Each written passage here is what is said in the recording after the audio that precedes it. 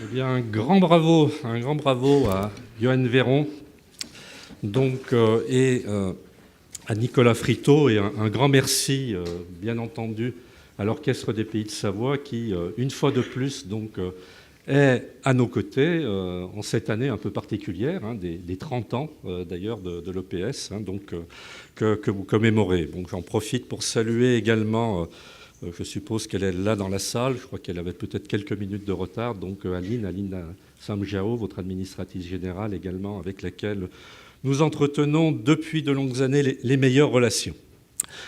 Je souhaite saluer, avant toute chose, donc, les personnalités qui nous ont rejoints aujourd'hui, en commençant bien entendu par Madame Beauchaton, donc maire de Jacob-Bellecombette, un des lieux donc, où un de nos campus donc, se développe, Roland Pascal de Haute-Savoie-Avenir, les proviseurs des lycées avec lesquels nous entretenons des partenariats, au premier rang desquels Jean Broyer, Philippe Bauden, Jean Marchand. J'ai remarqué également M. Djololian, qui est là, à proximité immédiate, bien entendu, avec Mme Martin, parce qu'on a véritablement un couple inséparable, comme nous le disions peu de temps, et puis des représentants d'EDF donc, qui nous ont rejoints. Enfin, je terminerai bien entendu par Daniel Brissot, qui est ici au premier rang, donc, en qualité d'administrateur provisoire de la commu. Merci Daniel d'avoir fait le voyage jusque dans nos terres savoyardes. Donc, voilà, donc nous nous retrouvons après une année 2014 qui aura vu de nouvelles avancées donc, pour notre université, des effectifs qui confirment leur progression. Là, les effectifs CIS donc, sont tombés, encore plus 8% de néo-bacheliers, plus 5% d'effectifs. Des livraisons de nouveaux bâtiments en conséquence, le LVE sur le site de Jacob Belcombette, le bâtiment Hélios au Bourget-du-Lac que nous occupons donc désormais, et puis bien entendu un classement international qui nous a fait chaud au cœur. Bon, vous connaissez toute la limite de ces classements, mais bon, c'est toujours quelque chose qui nous permet finalement de nous comparer un petit peu aux uns aux autres. Et Daniel, d'ailleurs, qui est de Grenoble INP, nous étions au coude à coude, d'ailleurs, dans ce classement-là. Voilà, donc incontestablement de belles avancées en 2014. Et puis voilà, notre année 2015 donc, s'ouvre. Et donc cette année, je vous la souhaite à vous tous, à vous toutes, personnel enseignants, personnel de soutien, étudiants, eh bien, je vous souhaite une année 2015 pleinement heureuse, pleinement réussie, aussi bien dans votre vie personnelle que professionnelle. Bon, cette année 2015, incontestablement, ce sera une année de contraintes dans le domaine financier. Bon, nous le savons tous, l'état des finances publiques est ce qu'il est, et en particulier les universités doivent faire face, dans cette période de stagnation, à une hausse des charges non compensées ou mal compensées. Là encore, Daniel connaît bien la situation. Donc, incontestablement, il faudra faire preuve de rigueur. Cette année, ce seront également des discussions donc, avec la commu pour aboutir donc, à la convention d'association qui a été convenue. Bon, là encore, c'est quelque chose qui devrait se régler relativement rapidement. Nous sommes à quelques jours, peut-on dire, maintenant, donc, de la réussite. Bon, ce sera également une année autour de l'avancement du projet IDEX. Vous en avez beaucoup entendu parler ces derniers jours. Bon, vous savez que ce projet nous demandait donc de fusionner avec les autres universités grenobloises, et vous savez que cette fusion, donc, nous la refusons depuis le début, mais en revanche, nous sommes tout à fait disposés à participer donc, au projet de l'IDEX. Donc là encore, j'espère que de la sorte, nous pourrons continuer d'avancer tous ensemble. Enfin, ce sera plus globalement une année de réflexion sur la structuration du site académique, puisque de ce projet IDEX, d'autres actions également que nous souhaitons mener ensemble, eh bien, nous parviendrons, nous l'espérons, avec également le rapport de la visite HCRS du site qui vient de tomber, donc à trouver les moyens et les autres de trouver notre juste place dans un ensemble qui soit harmonieux.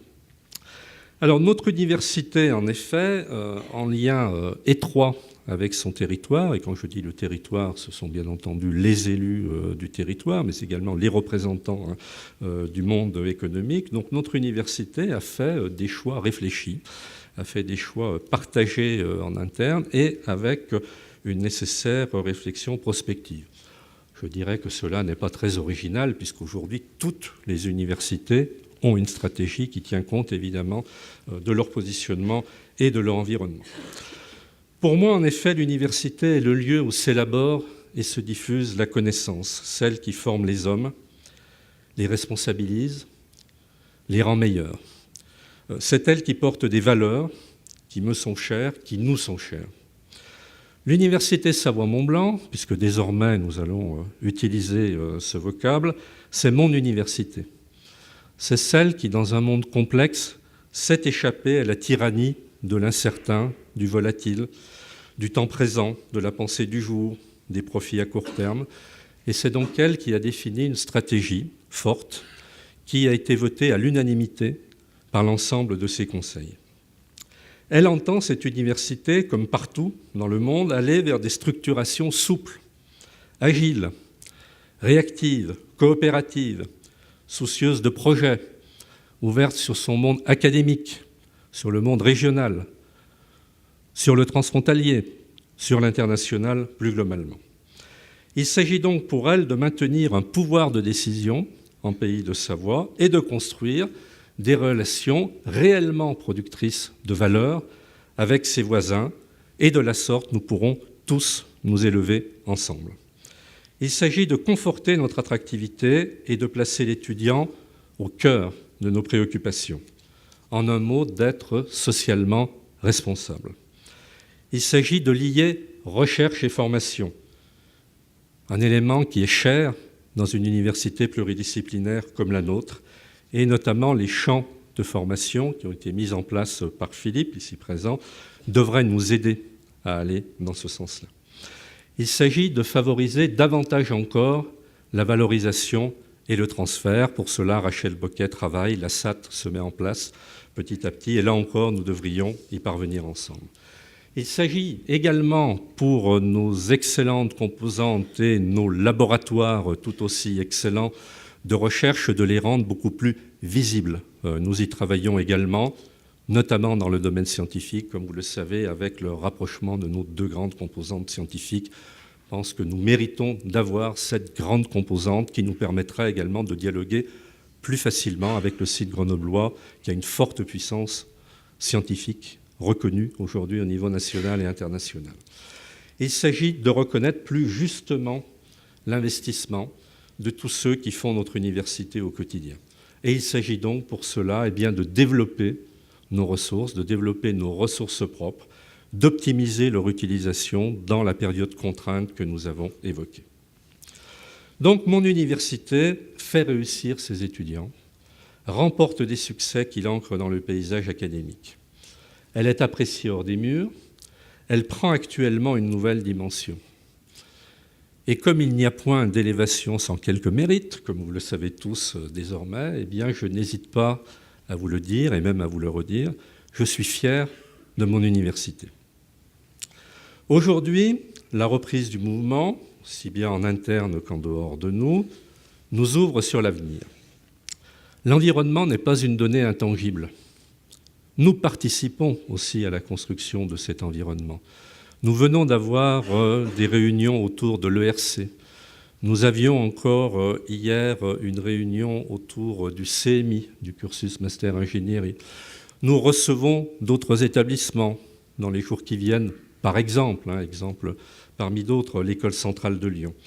Incontestablement, ce sont des illustrations de ce mouvement et des nouvelles directions qui vont permettre à nos universités de s'élever, qui sont derrière cet agenda. Aujourd'hui également, le lien renoué avec le territoire nous ouvre sur l'avenir. La prise de parole des acteurs du territoire qui s'organisent en réseau est un phénomène nouveau auquel nous entendons pleinement participer, aussi bien ici en Pays de Savoie qu'au niveau national avec Ville-de-France, puisque vous le savez probablement, donc j'assure la coordination des relations entre plus d'une quinzaine d'universités et Ville-de-France, anciennement les villes moyennes. Aujourd'hui également, la logique de l'État ouvre sur l'avenir. La culture, l'éducation, la liberté de penser, le respect de l'autre sont incontestablement des valeurs qui sont devenues essentielles. Et l'université entend pleinement y participer. Et là, cette fois-ci, je dis l'université avec un grand U parce que c'est incontestablement une cause qui nous dépasse et qui nous réunit tous autour de ces valeurs. Donc la voie adoptée par notre université synthétise ces choix. Elle nous conduira en 2015 à poursuivre une politique tout à fait originale en faveur de nos personnels en ces temps difficiles. Formation, concours, titularisation, primes de fin d'année distribuées régulièrement et primes de fin d'année à des niveaux significatifs. Elle nous conduira également en 2015 à développer davantage encore, et là je salue Eric Weiss qui est présent dans la salle, la formation continue et l'alternance. Il nous fera découvrir de nouvelles structures, en particulier l'une d'entre elles qui prend le nom de Rebondir, mais il vous en dira davantage. Elle conduira également en 2015 notre université à reprendre les activités de l'Institut de la Montagne en relation, là encore, fructueuse avec le cluster montagne, mais également avec l'OSV, donc les deux départements, une fois de plus, réunis à nos côtés. Elle nous conduira également en 2015 à ouvrir un campus des métiers et à entrer dans un projet Carnot. Elle nous conduira en 2015, et là je parle encore sous le contrôle de Daniel, à la signature d'un CPER qui s'est fait un petit peu attendre, mais qui maintenant devrait nous parvenir, nous l'espérons, dans les jours ou dans les semaines qui viennent, un programme immobilier prioritaire et un contrat d'établissement ambitieux qui dessine des dynamiques fortes pour l'avenir, tant dans le domaine immobilier que le domaine de la recherche. Elle nous conduira également en 2015 à entamer la création d'une fondation universitaire. Et là encore, je dois remercier une fois de plus nos territoires, l'Assemblée des Pays de Savoie, qui sont à nos côtés pour nous aider dans le cadre de cette création, mais également notre club des entreprises qui, aux côtés donc, des élus de l'Assemblée des Pays de Savoie, nous aideront à réaliser ce très beau projet. Enfin, elle nous conduira en 2015 à aller vers de nouveaux partenariats internationaux forts. Mais la deuxième partie de cette matinée, qui sera animée donc par Thierry Villemain, en charge notamment des relations internationales, vous permettra d'en savoir beaucoup plus sur ce thème-là.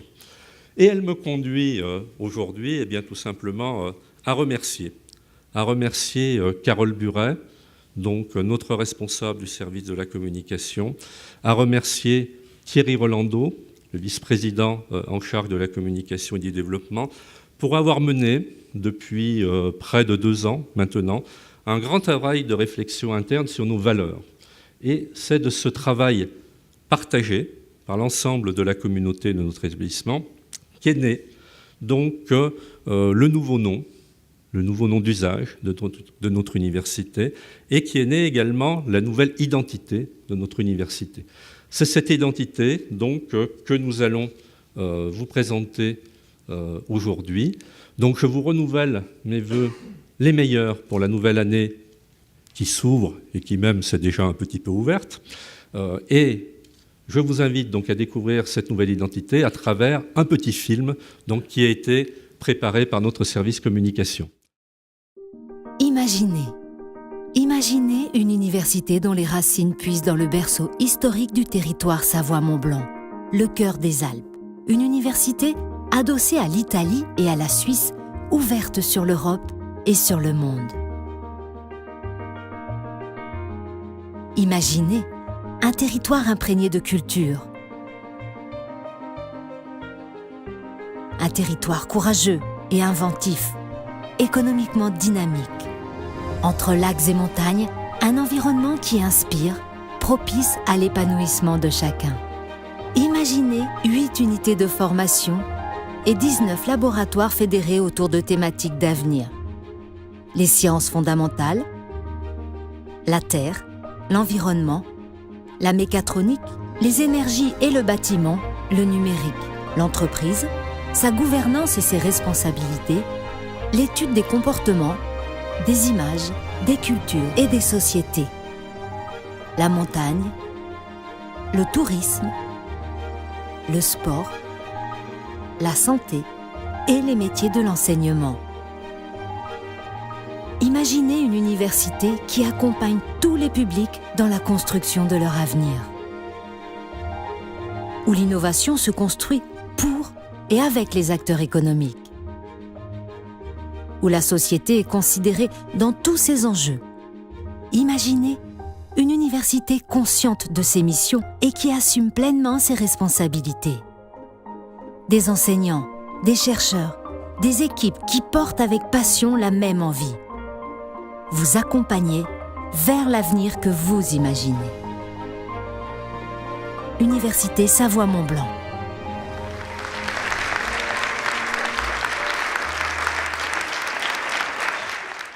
Un tout petit mot sur cette nouvelle identité en fait, que vous connaissez.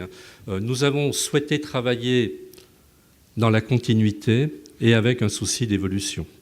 Ce souci se retrouve à la fois dans le nom de notre université. Nous avons conservé évidemment le nom des débuts, le nom de la Savoie, mais nous avons souhaité y rajouter celui du Mont-Blanc afin de pouvoir bien couvrir l'ensemble de nos territoires, la Haute-Savoie se reconnaissant davantage dans le nom du Mont-Blanc qui a été utilisé d'ailleurs dans le passé. C'est la même idée de continuité et d'évolution qui a été retenue donc, pour le nouveau logo, avec des éléments donc, que vous retrouvez. Bien entendu, la forme générale du blason, qui vous était chère dans les discussions qui ont eu lieu. Bien entendu, cette croix blanche de Savoie à laquelle nous nous rallions tous depuis un certain nombre de siècles. Et puis également, donc, bien entendu, cette couleur bleue également, qui correspond depuis fort longtemps à des représentations donc, de la Savoie. Et puis, nous avons essayé, par ailleurs, de donner plus de lisibilité, plus de visibilité à ce logo. Nous avions un logo qui était magnifique, avec ces blasons qui représentaient donc les différentes parties du territoire, en particulier le genevois en haut à gauche avec ses couleurs inversées, d'ailleurs qui étaient là entre l'or et l'azur. Bon, le problème, c'était, vous le savez bien, aujourd'hui, notamment dans des modes de communication qui sont devenus fondamentaux, la lisibilité de ce blason devenait difficile. Donc il a fallu nous adapter, on est dans l'adaptation continue, dans la modernisation continue. Donc ce que nous avons fait en essayant, par la symbolique, donc, de pouvoir représenter ce que nous sommes. Et je crois d'ailleurs que ce blason, avec cette montagne qui est là, avec cette croix de Savoie, avec ce rappel historique donc, de la couronne, rassurez-vous, ce n'est pas la couronne du président, qui n'est que de passage, comme nous tous d'ailleurs sur Terre. Mais donc de ce point de vue, je pense que ce blason, quand vous le verrez à côté des autres blasons, des autres universités, il prendra plus de sens. Parce qu'aujourd'hui, il y a des formes qui sont plus ou moins ésotériques, qui sont retenues par les uns et par les autres. Et si vous prenez ces formes, et si vous enlevez le nom de la structure ou de l'institution, personne ne sait à quoi cela correspond. Avec un blason de ce type, on peut enlever Université Savoie-Mont-Blanc. À côté, on saura que c'est notre université, on saura que c'est notre territoire qui est représenté là. Donc merci infiniment à tous ceux qui ont participé à ces 2 années de travail, à ces 2 années de réflexion et qui ont abouti donc au travail qui nous est présenté aujourd'hui.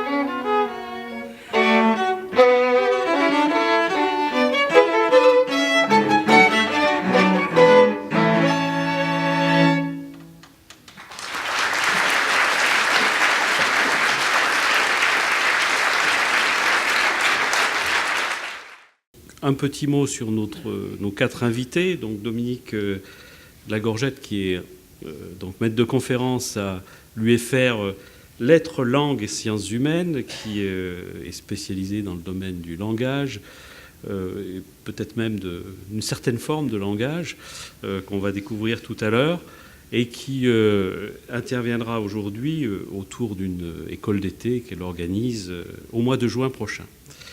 Bernard Montuel, qui donc est directeur de recherche à l'INRA, directeur du laboratoire Cartel, on verra tout à l'heure de quoi il s'agit.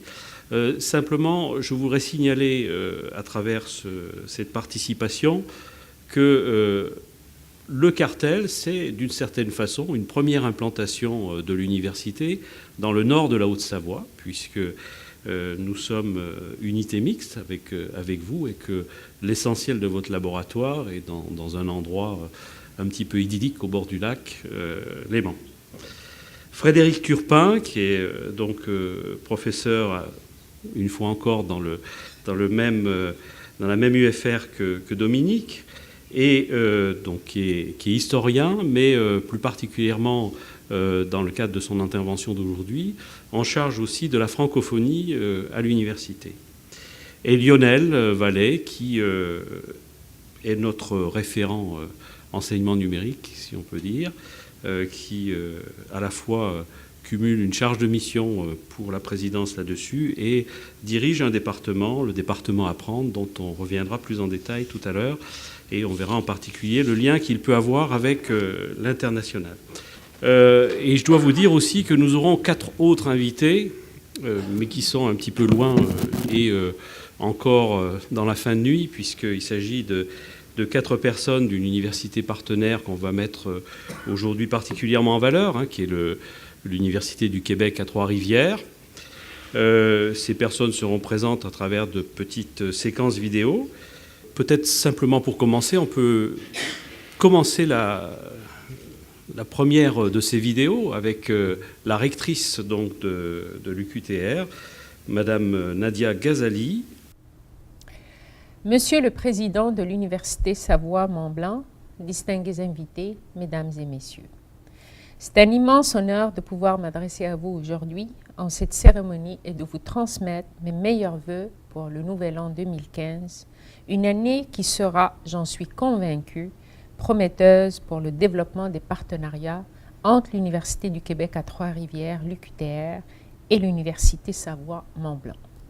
La France demeure l'un des pays partenaires stratégiques pour l'UQTR en ce qui concerne la coopération internationale en matière de formation, de recherche et de mobilité étudiante et enseignante.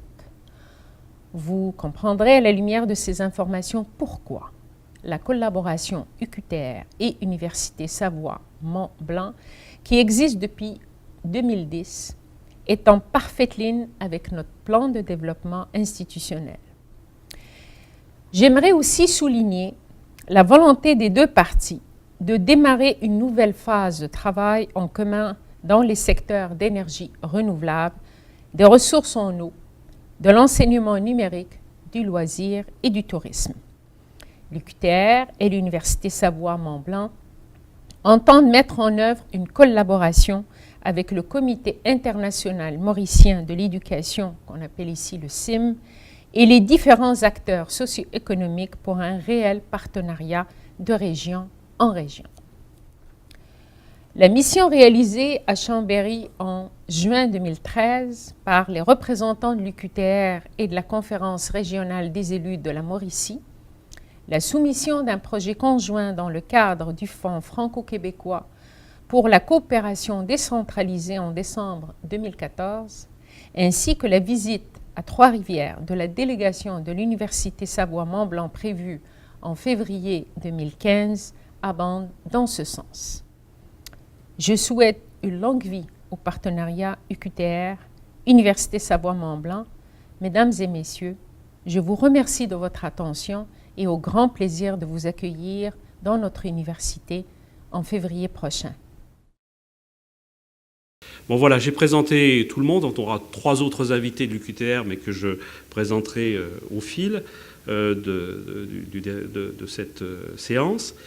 On aimerait aussi, on a décidé de faire un peu une forme participative à cette donc deuxième partie sur l'international, et on aimerait savoir un peu qui vous êtes dans la salle. Alors on ne va pas vous passer le micro les uns après les autres parce qu'on y serait encore en début d'après-midi. Donc on va utiliser la technique, on a décidé de jouer un peu avec la technique, et je vais laisser Lionel donc vous dire un petit peu comment faire, hein, ces petits boîtiers qu'on vous a distribués à l'entrée qui vont nous permettre directement de vous interroger.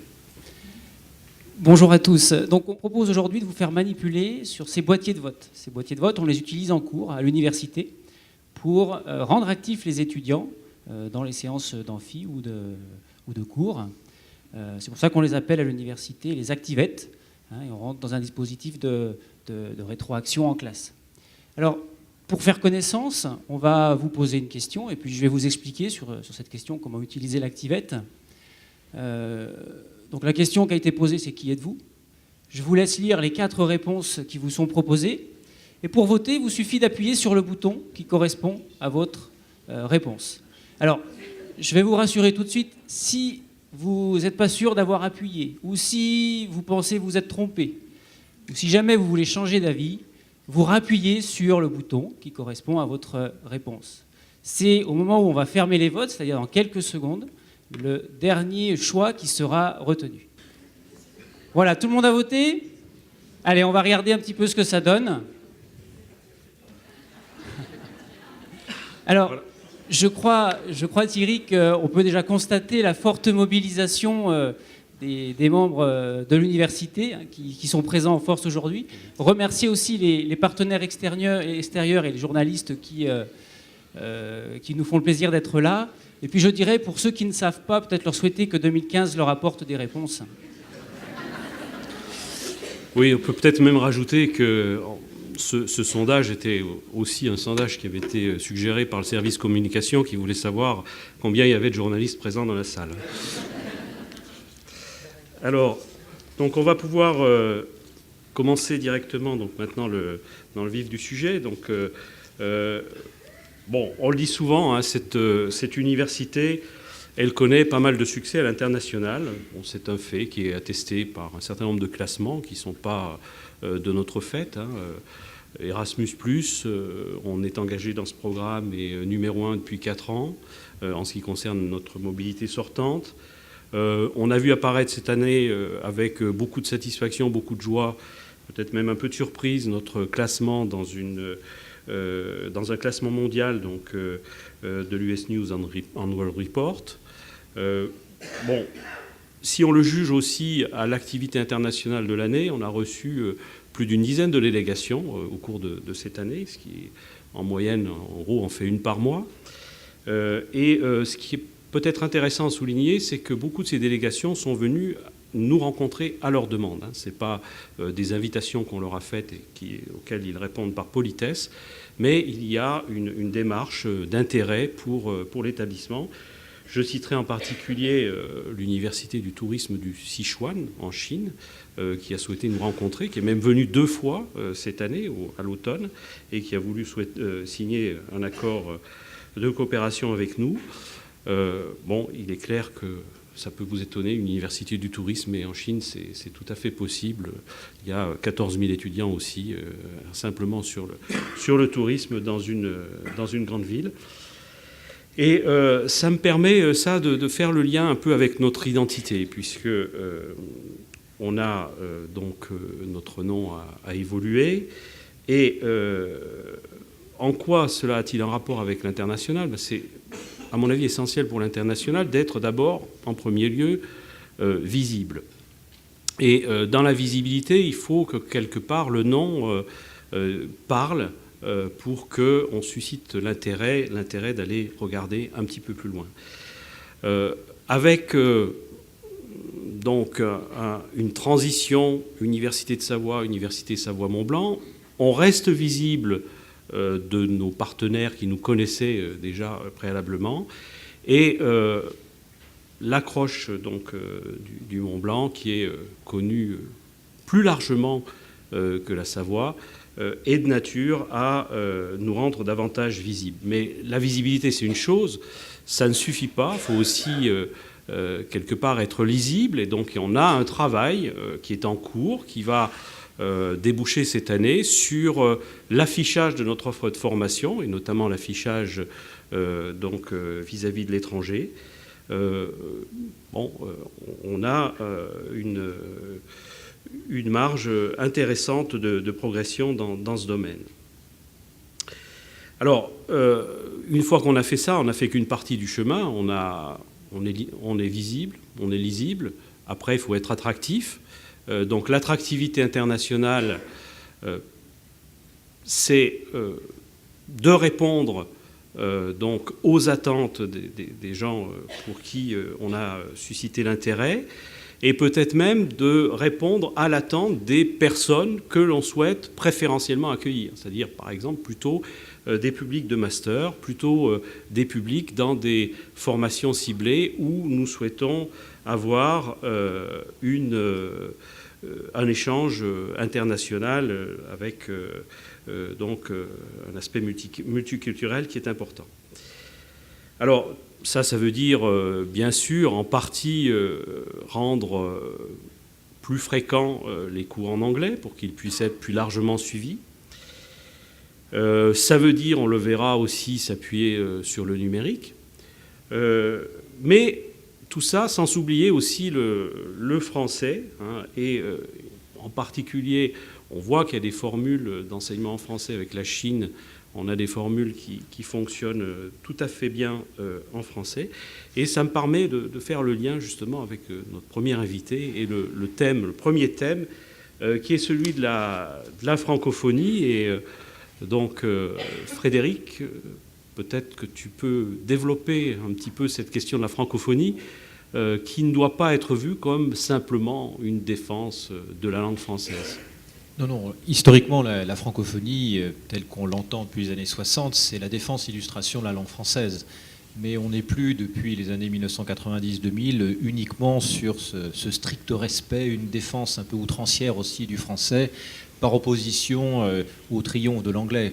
L'idée, c'est évidemment d'associer, de travailler ensemble, tout en respectant ce qui appartient au français et à la francophonie en général, ce qui conduit du coup à définir ce qu'on peut appeler la francophonie.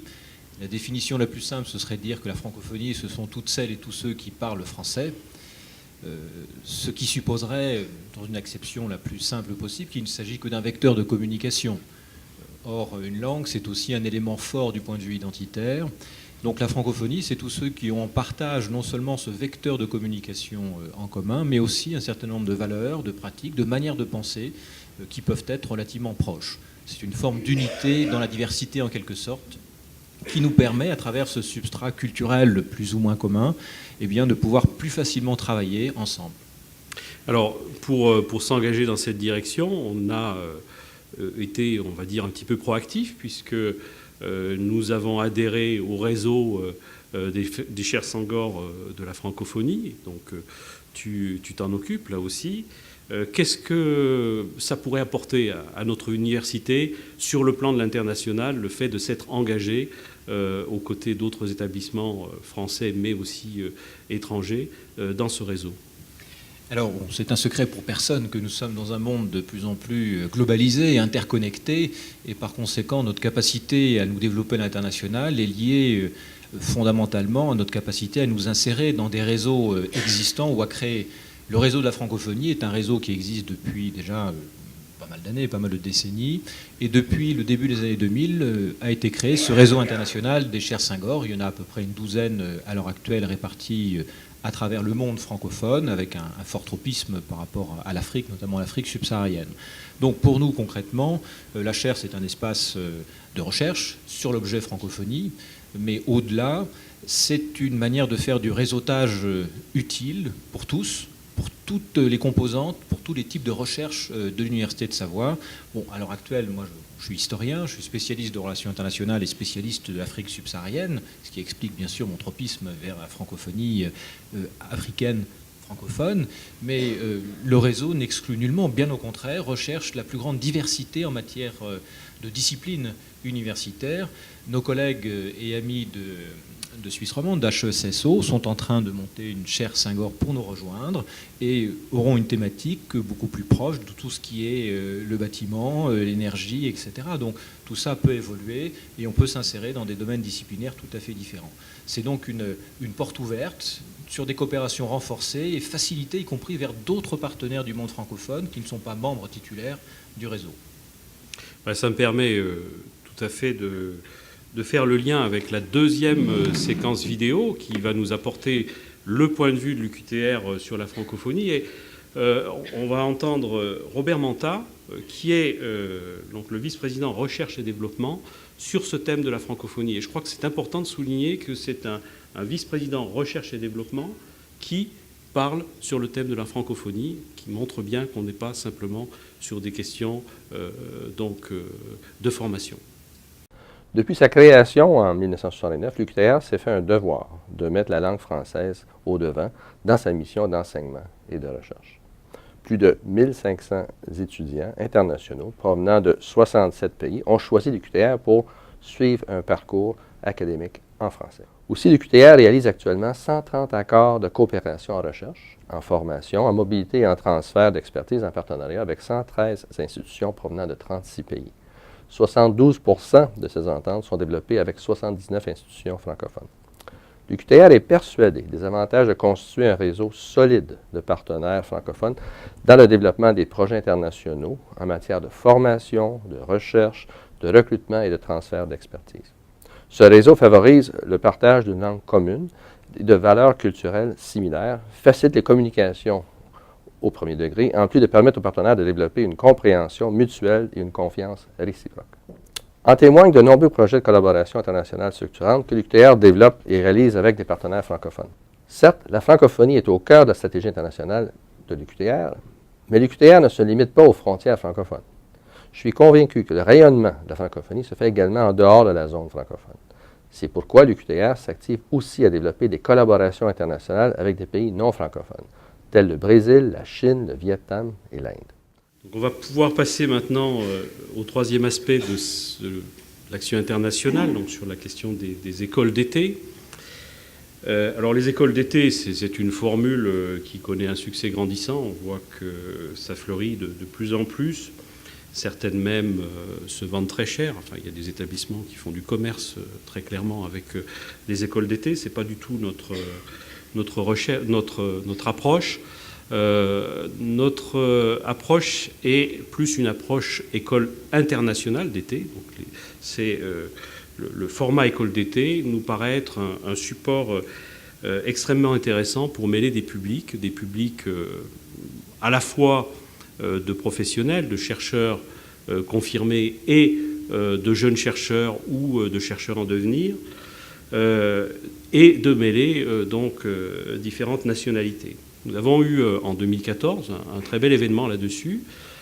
Bernard Montuel a été au cœur de cet événement. C'était donc une école d'été qui s'est tenue à Évian sur une dizaine de jours. C'était vraiment une école internationale. On pourrait même dire qu'elle était intercontinentale puisque les continents étaient tous représentés avec une trentaine d'étudiants. Et nous avions organisé cette école. On n'était pas seuls, on était donc en partenariat avec l'université d'Irkoutsk et donc l'université de Genève, l'Institut Forel de l'université de Genève. Et je vais aborder cette question donc avec toi, Bernard, mais auparavant, on a à nouveau une petite question pour le public. Hein. Tu es le directeur du cartel. Alors, qu'est-ce que ça veut dire, cartel ? Donc vous avez le choix, il y a quatre possibilités, une fois de plus. Hein. Allez, on affiche les résultats. Ah, alors, c'est très bien. Bon, il n'y a que, on va dire, 11 et 6, donc 18%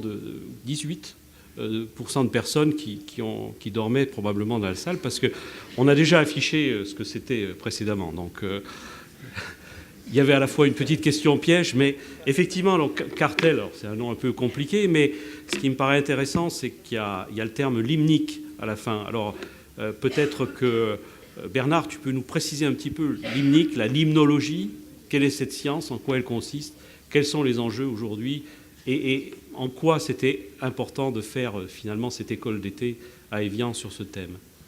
D'accord, alors l'hymnologie, en fait, c'est la science qui va étudier les eaux continentales. C'est l'équivalent de l'océanologie, mais pour les eaux douces, on va dire. C'est une science, en fait, qui a vraiment connu son essor avec Forel, donc, qui était un chercheur suisse. Hein, donc la limnologie en tant que telle s'est développée sur les bords du Léman. Alors, c'est vrai que ça revêt une importance particulière au-delà de la question scientifique, de la connaissance de l'écosystème, de la connaissance de la biodiversité aquatique, en ce sens où les milieux aquatiques et les milieux lacustres en particulier sont des milieux qui sont soumis à des multi-usages de plus en plus importants et avec des fois des conflits d'usage assez marqués, puisque ce sont des ressources en eau potable, ce sont des ressources pour la pêche, ce sont des ressources pour le tourisme, ce sont des ressources pour la biodiversité et tous les processus qui se déroulent dans le système lacustre. Donc au-delà et par derrière la connaissance de l'écologie de ces systèmes lacustres, il y a aussi de la part des scientifiques une contribution à donner de l'information scientifique à tous les gestionnaires qui, eux, sont en charge de cette gestion du multi-usage au niveau des systèmes lacustres. Et donc, du coup, la thématique, alors en plus que c'est effectivement la spécialité de l'UMR, la thématique de l'école d'été était effectivement sur ce positionnement connaissance de l'écologie, connaissance de la dynamique des systèmes lacustres, en essayant de relier tout ce qui est notre connaissance de la diversité, des processus, des fonctionnements écologiques, avec l'évolution de tous les paramètres environnementaux qui contraignent et qui exercent des pressions sur ces systèmes lacustres. Merci. Donc cette école, ça a quand même été un assez gros travail d'organisation et puis de présentation. Il faut mobiliser beaucoup de monde. Donc finalement, quelle plus-value y a-t-il de votre côté à organiser ce type d'événement? Est-ce que cet événement, par ailleurs, vous le considérez comme à ne pas renouveler parce que beaucoup trop engageant ou au contraire une formule intéressante à développer et à renouveler? Alors, c'est clair que, au-delà du travail que ça représente, c'est très clairement une contribution à la visibilité d'une UMR au niveau international. Je veux dire que la particularité de cette école d'été, c'est que c'était en fait, elle est dans une succession d'écoles d'été qui existaient déjà précédemment, qui se déroulaient en Russie sur les bords du Baïkal, majoritairement russo-russe, j'ai envie de dire, avec quelques participations suisses et françaises, un peu allemandes, etc. Mais le fait qu'elle se déroule sur les bords du Léman, au cœur de l'Europe, a permis, je pense, d'internationaliser vraiment cette école d'été, donc d'avoir une audience et une résonance quelque part beaucoup plus importante. Et donc, en termes de reconnaissance et de l'UMR et de l'université qui nous a énormément aidés pour organiser cette école d'été, je pense que c'est vraiment un élément très important, parce que ça a été effectivement relayé dans, je ne peux pas dire tous les laboratoires d'écologie aquatique, mais dans tous les réseaux scientifiques au niveau mondial, c'est clairement un processus et une école qui a été identifiée. Et l'idée, c'est d'arriver à pérenniser, en particulier avec cette association tripartite, Russie, Suisse, France, de pérenniser cette école qui, au-delà de la simple formation, comme tu le disais, de jeunes chercheurs ou autres, est aussi une contribution à du réseautage et du partenariat sûrement scientifique beaucoup plus durable. Donc positif. 100% positif. Alors, école d'été internationale, donc l'université, cette année, on va venir à l'école d'été que Dominique propose. Simplement, je fais une petite annonce aussi là-dessus, puisque nous souhaitons organiser cette année une école d'été internationale sur le thème des énergies renouvelables. Et on va le faire avec des partenaires suisses, une nouvelle fois. Alors, ce ne sera plus l'Université de Genève, c'est le réseau HESSO. Et on le fera aussi en collaboration avec nos collègues canadiens, donc de l'UQTR. Mais il y a aussi cette école d'été en linguistique légale, Dominique, qui est annoncée. Avant qu'on aborde ton sujet, peut-être on donne la parole à nouveau à nos collègues canadiens pour qu'ils nous donnent leur vision sur les écoles d'été. Et c'est Sylvain Benoît, donc, qui est responsable du bureau international, qui va nous présenter cette petite séquence. Ce type d'activité nous permet de rencontrer plusieurs des objectifs de l'internationalisation de l'institution, qui est en fait une des grandes priorités de notre plan stratégique 2015-2020. Alors, les écoles d'été permettent de mettre en relation nos chercheurs, de faire en sorte que nos chercheurs, nos professeurs puissent participer à titre d'experts, à transférer des connaissances à, évidemment, des clientèles provenant de différentes régions du monde, permettent de mettre en relation des chercheurs de notre institution et des autres institutions dans ce cadre-là, permettent de réfléchir d'une façon différente aux enjeux, évidemment, des disciplines qui sont concernées par les écoles d'été, nous permettent aussi d'établir des liens pour éventuellement travailler même de concert sur peut-être certains programmes, certains enjeux de recherche majeurs, mais nous permettent aussi de façon large d'initier beaucoup de jeunes à la mobilité étudiante internationale. Vous le savez, l'un des défis au Québec, c'est de permettre ou d'encourager nos jeunes à faire encore plus de mobilité, à vivre des expériences internationales, à aller s'inspirer à d'autres sources, à aller voir un peu ce qui se fait dans d'autres pays, d'autres régions du monde. Les énergies renouvelables sont un enjeu de taille et un secteur de pointe de recherche à l'UQTR. Il faut savoir que nous avons ici l'Institut de recherche sur l'hydrogène qui produit, stocke l'hydrogène et alimente des batteries à combustible. Donc, une de nos activités de recherche de pointe étant l'hydrogène, mais nous avons aussi l'ensemble des secteurs de l'énergie, ou je dis ensemble, plusieurs des secteurs des énergies renouvelables. Pensons notamment à la production à partir de panneaux solaires, à partir d'une éolienne, et aussi un secteur de plus en plus actif ici, c'est le développement de l'énergie à partir de la biomasse forestière. Donc, pour nous, ça allait de soi que c'était un des secteurs prioritaires dans lesquels on avait une facilité et un intérêt à démarrer donc une école d'été en collaboration avec nos collègues de Savoie, Haute-Savoie, mais aussi avec nos collègues suisses. Donc, nous souhaitons que cette collaboration en linguistique légale, qui est très originale, qui est très novatrice, puisse se poursuivre à travers les années et rallier des partenaires de d'autres universités. C'est déjà le cas. Je sais que des collègues de l'Université Laval ont été impliqués dans les travaux que nous avons faits ici et de votre côté en France sûrement aussi également. Alors, nous souhaitons ardemment que cette collaboration se poursuive et que les écoles d'été en linguistique légale, en énergie renouvelable et dans tout autre secteur que nous souhaiterons développer ensemble avec des réseaux de partenaires puissent voir le jour. Donc, Dominique, tu as entendu la perche se tendre. J'ai des subventions pour l'année prochaine. Voilà. C'est bien. Donc, Alors, linguistique légale, qu'est-ce que c'est que ça? Ça demande beaucoup d'énergie, justement. Ah oui. Alors, en fait, la linguistique légale existe depuis une quarantaine d'années dans les pays anglo-saxons qui fonctionnent plus sur la jurisprudence, c'est-à-dire sur l'accumulation des jugements, que sur ce qu'on a, nous, en tête quand on pense au droit en France, c'est-à-dire des codes avec des règles bien claires. Et ces experts, donc américains, anglais, canadiens, etc., n'ont pas leur équivalent en France pour le moment, puisque quand on intervient, nous, linguistes, c'est en tant que témoins, ce qui donne un rôle un peu particulier, puisqu'on est dans un camp, alors qu'en fait, comme je disais, pas plus tard que la semaine dernière, dans un autre procès, le participe passé n'a pas de camp. C'est un participe passé ou ça n'en est pas un, c'est un conditionnel ou un futur, mais donc j'aurais dû être convoqué par le juge comme n'importe quel expert, mais bon, c'est pas encore le cas. Donc ça, c'est une de nos revendications et un de nos projets. Donc la linguistique légale, elle consiste en fait à produire des analyses des mots, des phrases, des textes, mais même des fois d'un rapport texte-image, comme vous allez en avoir un exemple tout à l'heure, pour aider la justice à faire son travail quand il s'agit de crimes de langue. Donc ça peut être injure, diffamation, menace, harcèlement. On peut aussi s'intéresser au plagiat, on peut s'intéresser à l'authentification, c'est pas gay, de lettres de suicide. On peut faire plein de choses. En fait, du moment qu'il y a des mots, ça nous intéresse et on peut produire des analyses pour les avocats, les juges ou le parquet en général. Voilà. Et en particulier, cette grande question aujourd'hui, donc sur la liberté d'expression, vous êtes vraiment au cœur du sujet de cette limite éventuellement à mettre. Moi, je travaille que sur la liberté de la presse, en fait. Ouais. En gros, j'ai été pour le moment convoquée que dans des cas... Enfin, on m'a demandé... Les avocats qui m'ont fait travailler m'ont tout le temps demandé soit des analyses de chansons, soit de textes de presse. Donc, c'est souvent des pamphlets. Donc, je peux citer, par exemple, le procès Licra contre Ciné ou le parquet contre Jean-Marc Rouillant après une interview dans l'Express, ou encore un cas qu'on va peut-être voir, d'ailleurs. Oui.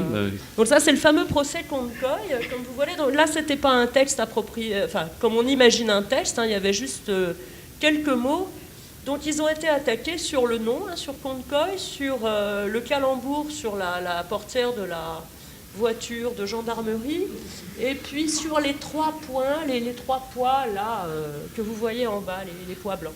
Donc la question au départ, évidemment, il ne peut pas y avoir d'insulte si on ne se sent pas insulté, si on ne comprend pas ce que ça veut dire. Donc dire qu'on a été insulté en étant... C'était des gendarmes qui portaient plainte via leur ministre à l'époque, Madame Alliot-Marie. Et donc les gendarmes se sentaient insultés par le mot de Konkoy, donc il a fallu évidemment que je fasse une enquête pour comprendre ce que voulait dire ce mot. Donc vous avez les 4 possibilités, vous pouvez voter maintenant, vous les avez bien lus. Bien, on peut peut-être afficher le résultat. Alors, c'était apparemment... C'est intéressant, oui, c'est intéressant. Dominique, je te laisse... Alors, en fait, pour la voiture obsolète, ça nous a bien aidé parce qu'on a pu référer aux gendarmes de Saint-Tropez qui étaient, il se trouve, passés la veille à la télévision sur M6 à 20h. Donc, bon, si vous voulez, ils venaient d'un peu de ridiculiser toute la maréchaussée et nous, on arrivait en disant « Mon Dieu, quelle horreur !» En fait, ça signifierait... Oui. Ça, on ne va pas vous le dire, en fait. On va voir la suite. Donc, il y avait le nom. Je me suis trompée de diapo tout bêtement. Alors, le voilà.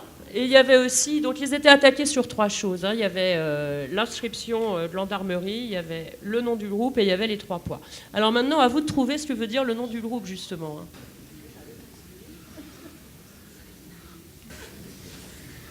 On peut peut-être y aller, là. Les avis sont partagés. Hein. Vous pouvez arrêter de voter, s'il vous plaît. C'est bon, c'est bon. Voilà, alors... Ah, ben j'aurais dû vous interroger parce que c'est ça. C'est bien, la plus grande réponse. Bah dis donc, vous êtes plus doué que mes... Alors, oui, alors cela dit, ceux qui ont voté c'est vrai. Si vous partez au Laos, évitez de dire ça. Hein, parce que vous risqueriez d'avoir quelques ennuis. Mais c'était pas ça qui avait choqué évidemment le ministère de la Défense. Hein. C'était bien le fait que ce soit con de coyote. Alors évidemment, j'ai eu aussi con coyote. J'ai tout eu en fait dans ce test. Vous voyez, le problème, c'était qu'en fait, comment on restitue c'est quoi un coyote? Après, on cherche, on s'aperçoit qu'un coyote, c'est une bête du désert. Hein. Donc, a priori, il n'y avait pas vraiment de raison. De toute façon, c'était le nom du groupe, donc ils s'auto-insultaient et ils étaient dans la parodie, comme beaucoup de groupes de punk. Hein. Si vous connaissez les Berruriers Noirs ou la Souris déglinguée, voilà, c'est pas une nouveauté. Hein. Voilà. C'était pour vous faire tester un peu ça. Bon, ce genre d'activité sans le boîtier, malheureusement, quoique, il faudra voir. Ça fait partie de ce qu'on fait dans les ateliers de l'école d'été. Hein. On vous met constamment, on fait un lien entre la théorie et l'application. C'est-à-dire qu'on présente d'abord, je ne sais pas si on peut voir maintenant le programme. Oui, je crois qu'il y est. Diapo suivante. On organise donc avec l'Université du Québec à Trois-Rivières depuis 3 ans. Ça va être le 3e épisode, une année chez eux, une année chez nous. Et avec l'Université Laval, on organise donc cette université d'été qui dure cette année exceptionnellement 3 jours parce qu'on a eu une telle demande en fait. On faisait 2 jours, mais les gens nous demandaient plus. On a dit d'accord. Et donc ça fonctionne. On a d'abord des présentations, bien sûr. Hein, on ne demande pas aux gens de deviner. Et puis après, il y a des exercices à chaque fois. Et on va avoir aussi avec nous, donc on est 3 linguistes, et puis il y a aussi Pierre Rainville de l'Université Laval qui lui est juriste, et puis là il devrait y avoir un juriste ou un avocat cette année du côté français. On travaillera sur une grande variété de cas, c'est-à-dire les manipulateurs, c'est ce qu'a fait Marty Laforêt de l'UQTR, c'est son travail sur détecter les manipulateurs quand ils posent des plaintes. Des gens qui vous disent « ma femme est tombée dans l'escalier, je ne comprends pas », alors qu'en fait ils viennent de la massacrer bien gentiment. Donc ça, il faut détecter après dans les procès-verbaux. Elle aide donc la police là-dessus. On a aussi Diane Vincent sur le plagiat industriel. Moi, j'interviendrai sur ce type de cas, le pamphlet. Et puis, il y aura une étude plus générale des actes de langage punis par la loi qu'on fera toutes les 3. Et puis, Pierre Rainville sur l'humour de dénigrement, la liberté d'expression, en comparant les deux pays. Voilà, c'est assez large. Donc, on attend une 20aine de personnes. L'année dernière, on a eu l'assentiment du barreau du Québec, donc c'était bien, on avait des étudiants, des thésards, et puis on avait aussi des avocats, un magistrat. C'était tout à fait intéressant, j'espère que cette année on aura une telle variété aussi. Et donc le numerus clausus doit être à 20 si je me souviens bien, c'est gratuit pour les personnels et les étudiants de l'Université de Savoie, mais c'est uniquement sur inscription, parce qu'évidemment on ne veut pas non plus perdre l'aspect exercice, où on peut vous corriger vraiment, donc si on était à 50, ce serait pas raisonnable.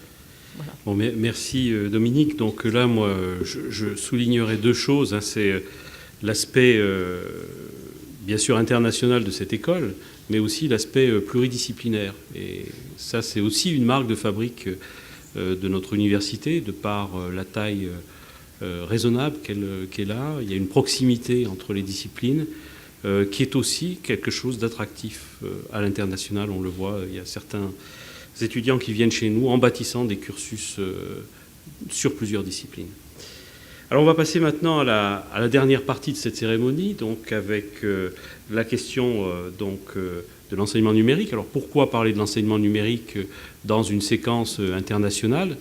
Eh bien, tout simplement parce qu'on cherche des leviers de développement de notre activité à l'international et que le numérique, très clairement, en est un, puisqu'il permet les enseignements, les cours à distance et donc de mettre en relation des étudiants qui ne sont pas forcément dans une même unité, ni de temps, ni de lieu surtout.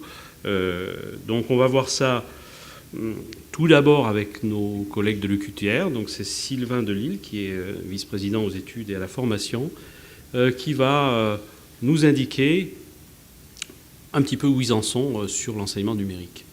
J'aimerais vous entretenir quelques instants de l'enseignement numérique tel que nous l'avons développé ici à l'Université du Québec à Trois-Rivières. Chez nous, l'intégration des technologies de l'information et des communications s'est faite via un plan stratégique il y a déjà 15 ans qui nous a permis donc de travailler en collaboration avec nos professeurs à l'intégration, à l'adaptation des technologies de l'information et des communications dans les enseignements, en gestion aussi, mais beaucoup en enseignement. Cette unité comprend une directrice adjointe ainsi que 6 conseillers pédagogiques et il se réalise aussi un partage des ressources que sont des graphistes, des intégrateurs et autres techniciens, par exemple en informatique. Le budget qui est prévu à cet effet là, est de l'ordre de plusieurs centaines de milliers de dollars canadiens par année pour le développement de ces cours. Un autre élément très important est celui de l'accessibilité à la formation universitaire. C'est un mandat des universités de notre réseau, le réseau des universités du Québec, de rendre le plus possible accessible la formation sur la grandeur du territoire québécois. Et bien évidemment, avec la formation à distance, il s'agit d'un moyen concret d'atteindre un tel objectif. Aussi, un autre objectif qui était le nôtre était celui de répondre à ces besoins de la société d'aujourd'hui, notamment la conciliation travail, famille, études. On pense que les besoins de la société d'aujourd'hui sont tels qu'il faut encourager, lors de la formation, le développement des aptitudes, des habiletés à la formation continue et autonome. Et je suis personnellement convaincu qu'un étudiant qui sort d'une université aujourd'hui devrait avoir vécu l'expérience de l'apprentissage autonome via l'enseignement numérique. Nous sommes à un stade, je dirais, très, très satisfaisant de développement de notre formation à distance, de nos cours en ligne, donc l'enseignement numérique, en ayant débuté il y a 10 ans avec un seul et premier cours où il y avait 78 étudiants d'inscrits.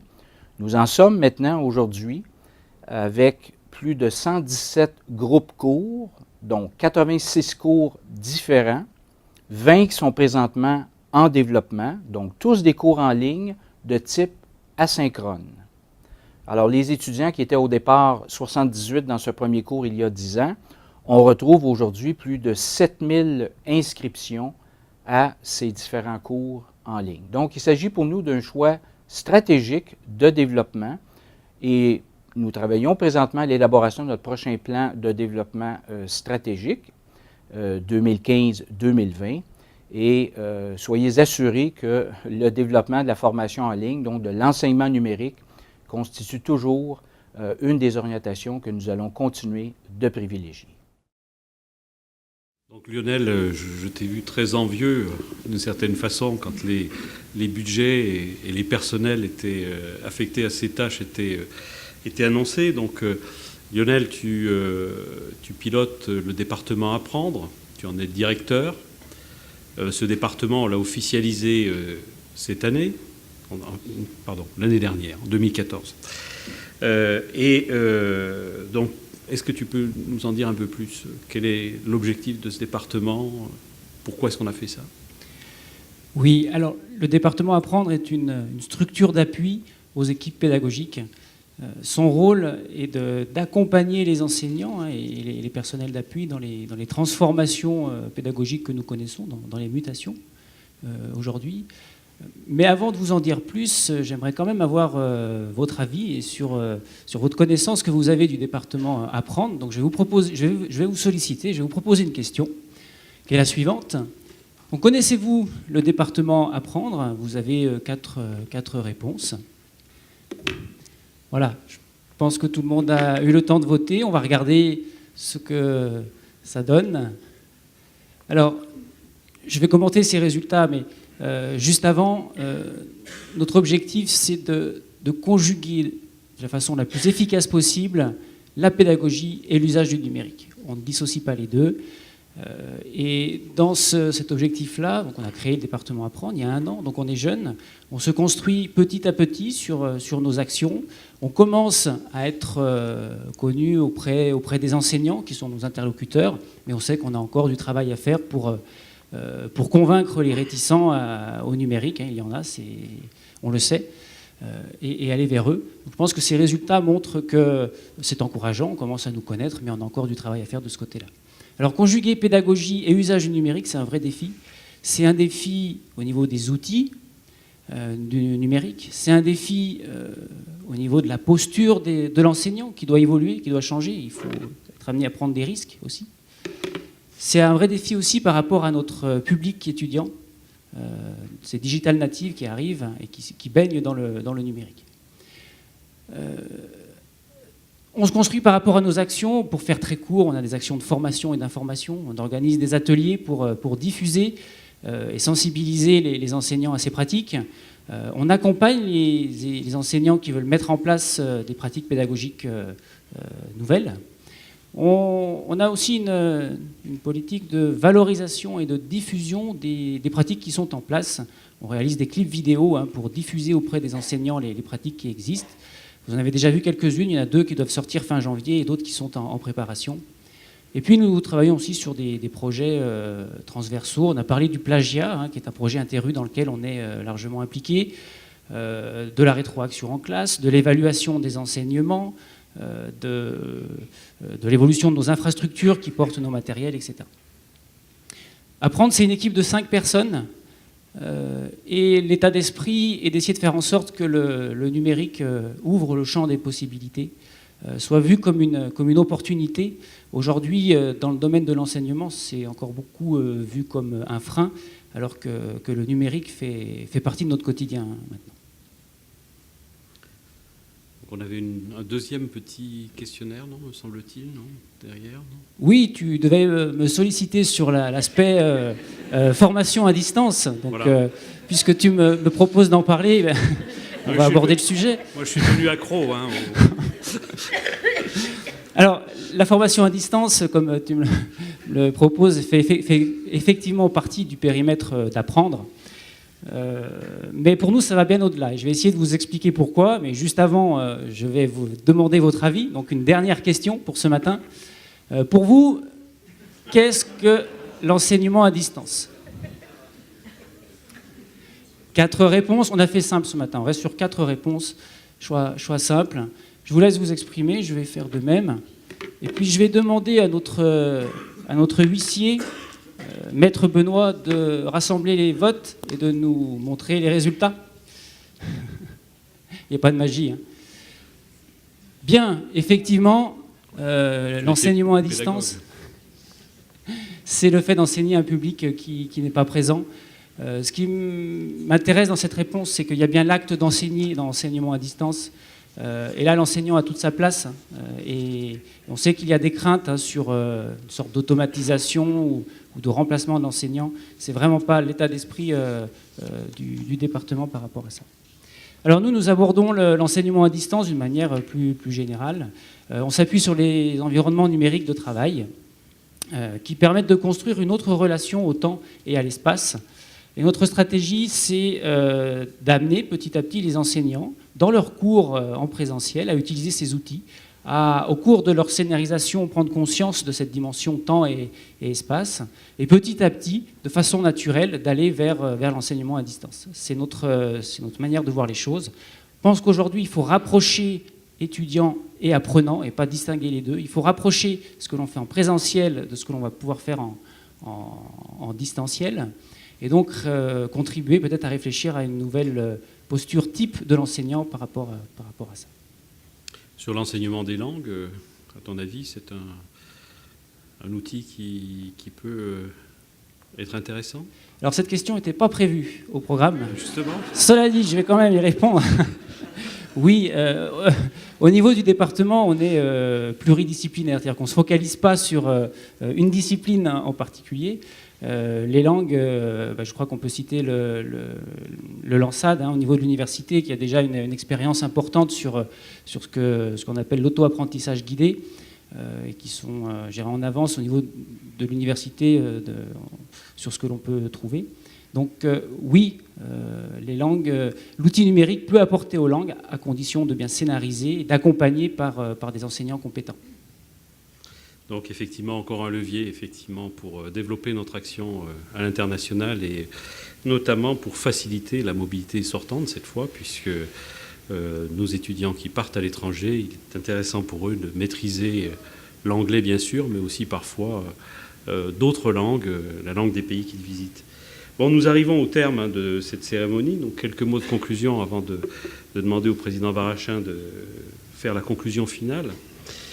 Donc sur l'international, vous l'avez vu, il y a plusieurs leviers. Donc les 4 de ces leviers vous ont été détaillés aujourd'hui. Mais ces leviers, ce sont des outils et ça ne serait rien s'il n'y avait pas des bras pour les actionner.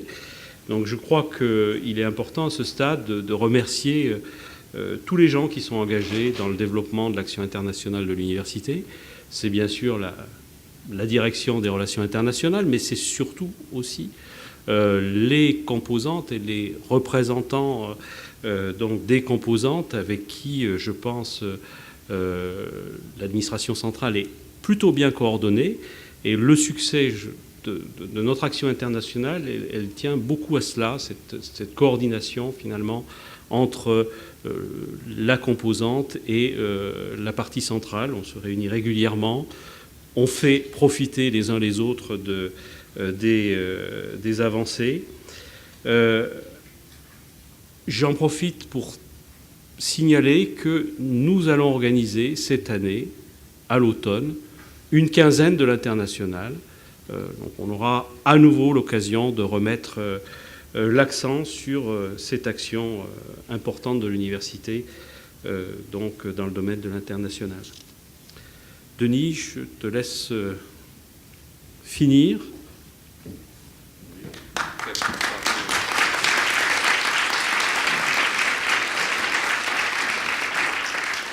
Bien, oui, 2 mots très rapidement. Tout d'abord, merci à vous toutes et à vous tous de vous être mobilisés, puisque le succès de cette manifestation, c'est à vous que nous le devons.